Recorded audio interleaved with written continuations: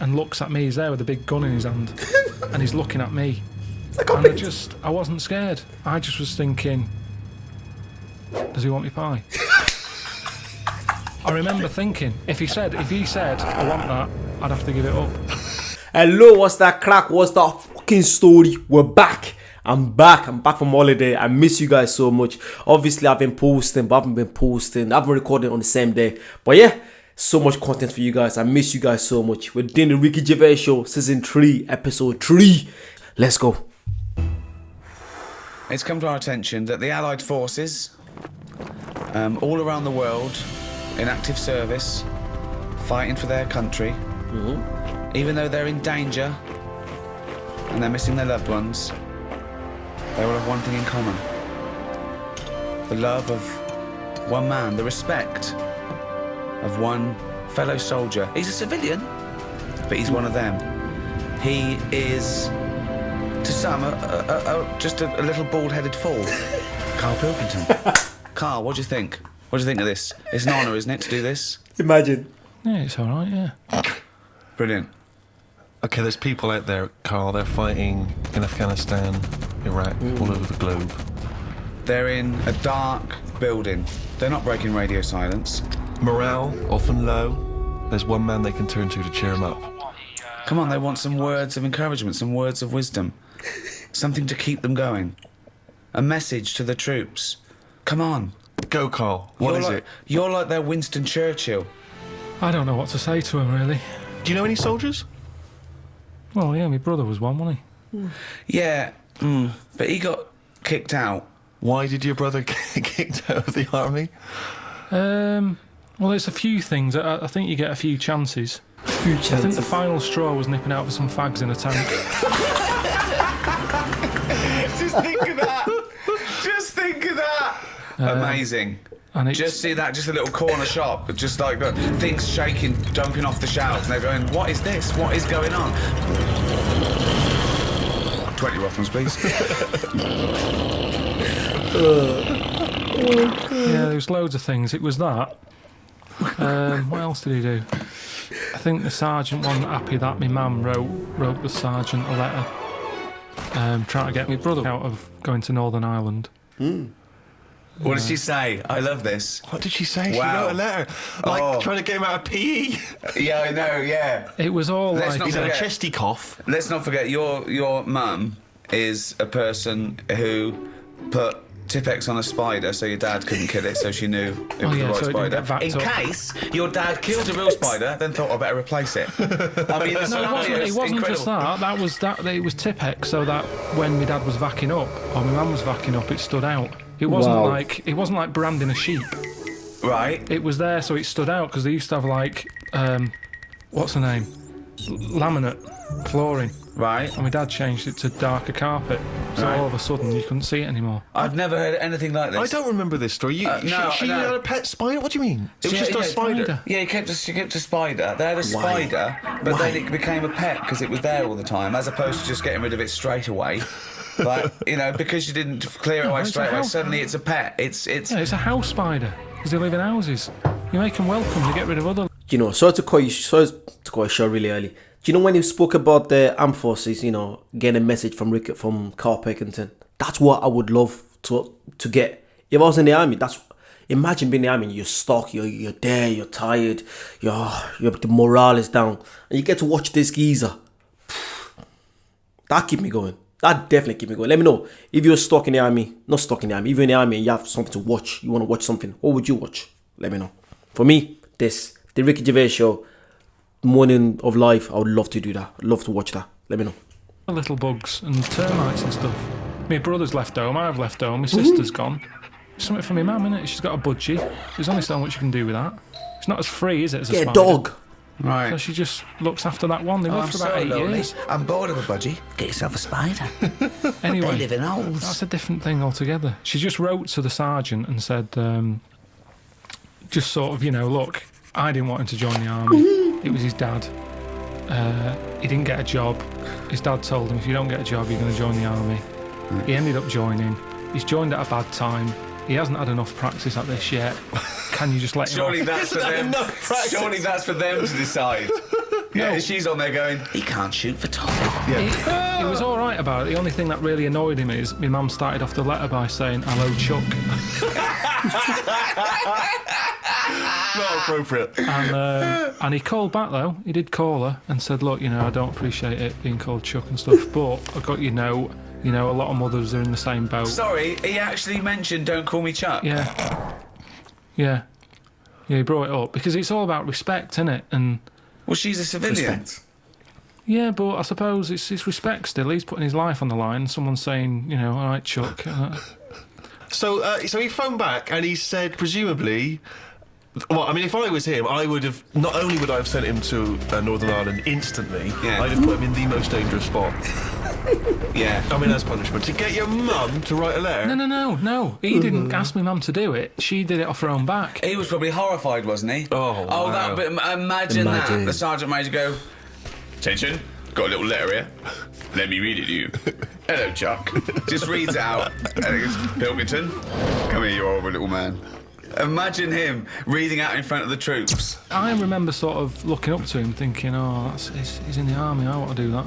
He used to come home quite a lot, but he used to do me dad's head in because he'd turn up with like a wagon with like a load of his mates in it, just turning up on sort of, we didn't have any notice. Just turn up and he'd bring them all in. Come on, he'd be drinking my dad's whiskey, it'd kick off, and Dad'd say, get out. Mind the spider. And, Don't tread on the spider. Yeah, he used to just turn up like half of F Troop. And he'd just take over the house. And my dad used to be on night, so he'd hear all this going on, come down and go, what's going on, get out. He's going, we've come out, get out. So it'd sort of kick off a bit. I'd see him for a few minutes and then he'd drive off again on the truck. Not a model soldier then? Well, what's a model soldier? I don't know. I mean, I always thought it was good. When I was younger and, he joined, I was like, I'm going to do that when I get older. And my dad always said, you won't be able to cut it. He said, you can't do it. Oh. And I said, no, I can. Look how good. Because I used to make my bed really neat. Right. So it's really housework you were good at. Yeah, you're probably better off as a mum. No. It was like, because it has to be immaculate, doesn't it? They look for no creases and that, and I was a bit paranoid with my bed. Just with the duvet and that.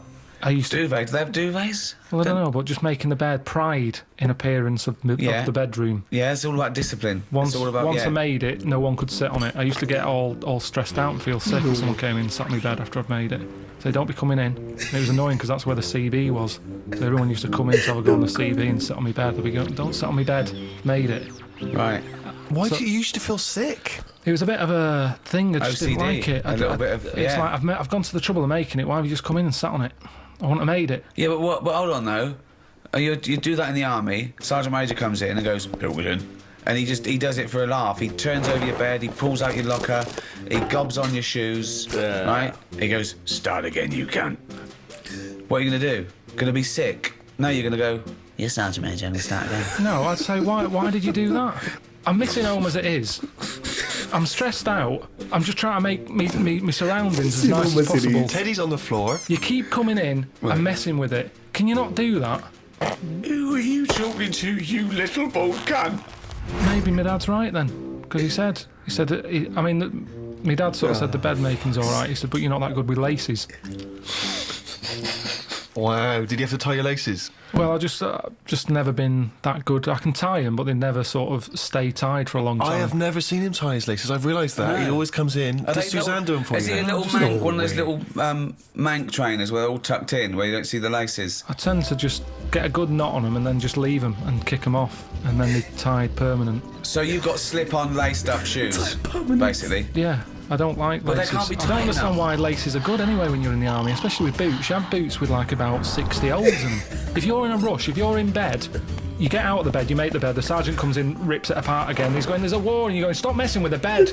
And then I'm there trying to put my boots on. You got 60 laces. I don't understand why Velcro hasn't been used. Velcro is ideal for a war situation. You're in bed, woo, siren goes off, you jump out. Why do you want boots with loads of laces? Well, that's the thought for the... If there's any top brass listening. Good idea. How would you cope, Carl, in a war situation? Ignore the mechanics of being a soldier. I'm talking about the fear. I mean, these men and women are brave beyond compare. Constantly under duress. I was told he had good pain threshold. By whom? A woman at that face rub place I went to. Right.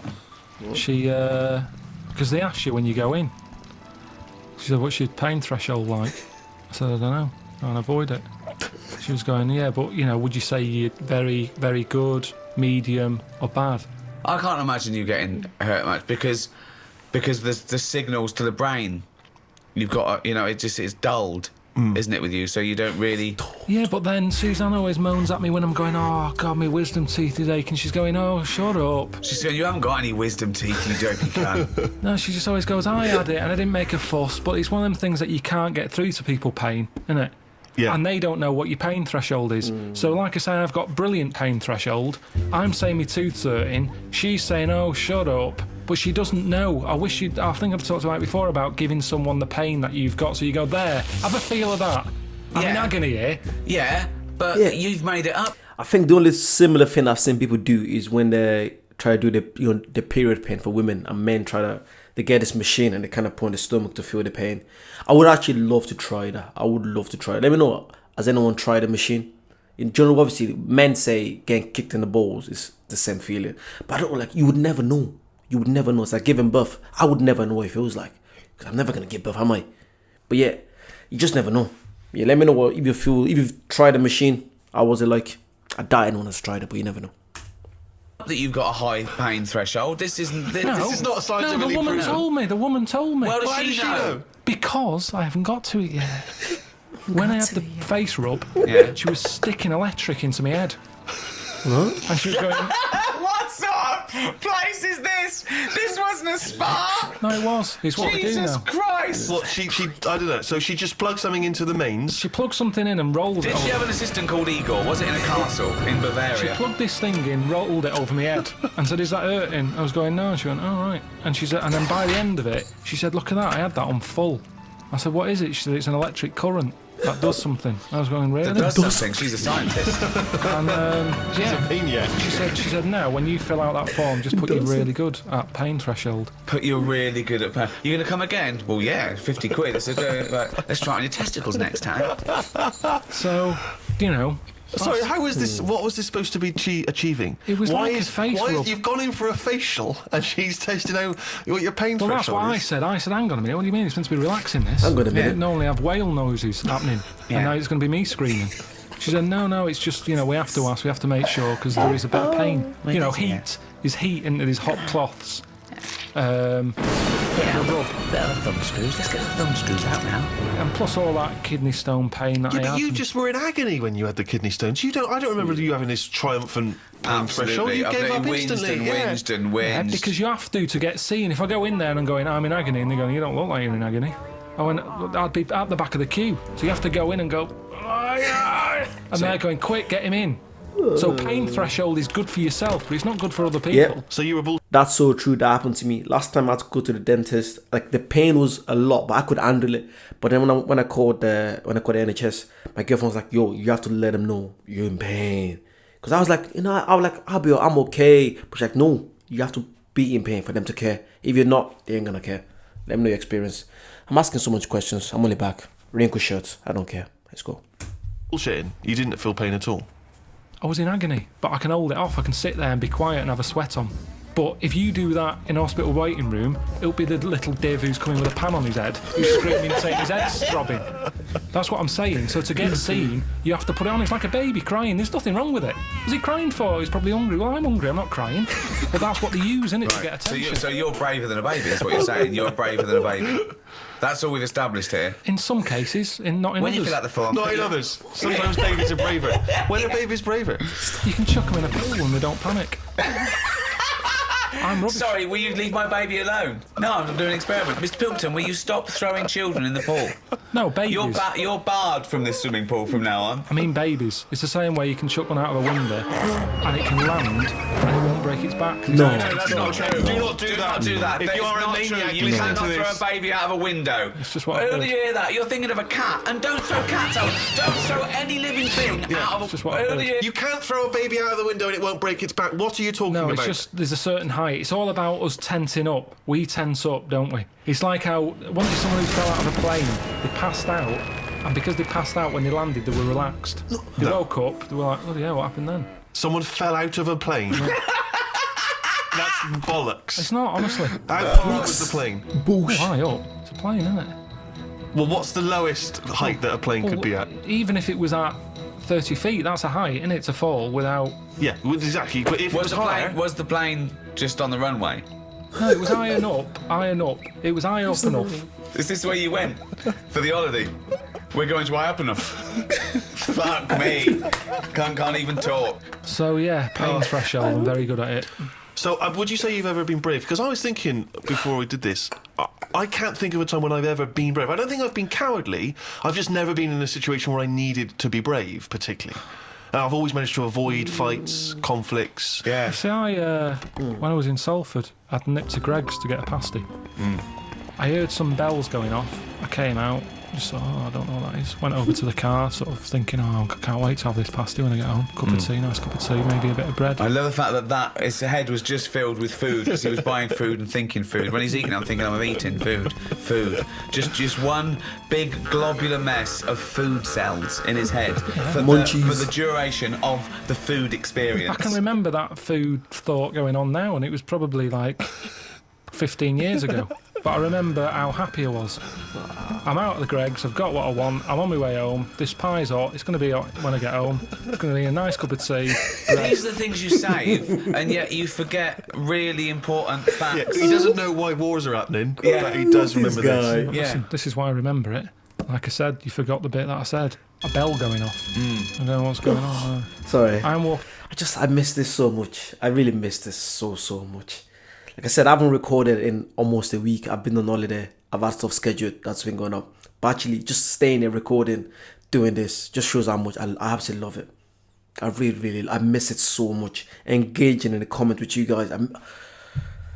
Thank you for giving me the opportunity to do this. Thank you so much. Like, I know I posted something about a week ago. Some guy said, I'm gonna lose stuff to post. I'm not gonna find stuff to post when I stop watching Carl Peckington and all that. Because I've been doing a lot of crime stuff. I love crime stuff, so I've been reacting to a lot of crime stuff, a lot of comedy. I think that's like my main stuff now. I love just watching crime stuff. But you guys engaging in whatever I do, and my vlogging as well, thank you so much. It means so much to me. I know some people might be pissed at me pausing and just saying this, but I'm human. I just want to say thank you, because it just means so much. Thank you. Let's get back to it. Love it. Walking over the road, put the key in the car, I turn round, bloke comes running out the post office, obviously the bell's gone off, he's got a big shotgun, balaclava on, and he stops and looks at me. He's there with a big gun in his hand, and he's looking at me. And I wasn't scared. I just was thinking, does he want me pie? I remember thinking, if he said, I want that, I'd have to give it up. So a man with a gun. I told Suzanne, she said no, he was probably thinking about nicking your car. He's got your What, he key. didn't have a car ready? He came, No, he had he the legged it. balaclava, the gun, and goes, fuck me, I forgot the car. In the end, he sort of ran off down the back alley. I love the fact that he looked over at you for a split second and you thought he might be interested in your Was pie. there other people around? Were you sure this happened and you weren't reading a comic book? No, it happened. And so he looked you in the face. He saw Through you. his balaclava, he made eye contact, I looked at him, everything sort of stopped for a minute. Oh, God. And then he just sort of legged it off down the back alley. And what did you say to the police when you obviously were? I didn't, I just went. Well, you were a witness to the crime. Have me pie. Like I said, it was warm.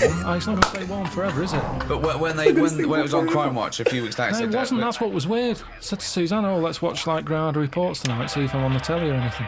Nothing. Didn't even get reported. Why would you be on the telly if you just ran Just away? didn't say CCTV or something like that. If I was involved in it, they went, this happened today in Salford outside Greg's. Are you this man with the pie? I wanted to make sure I was well out of this one. Because Suzanne sort of said, should you get involved? But you shouldn't get involved, because then I'm at risk, aren't I? Nobody was There you killed. are. We're back to bravery again, aren't we? Yeah, it is bravery. Go on then.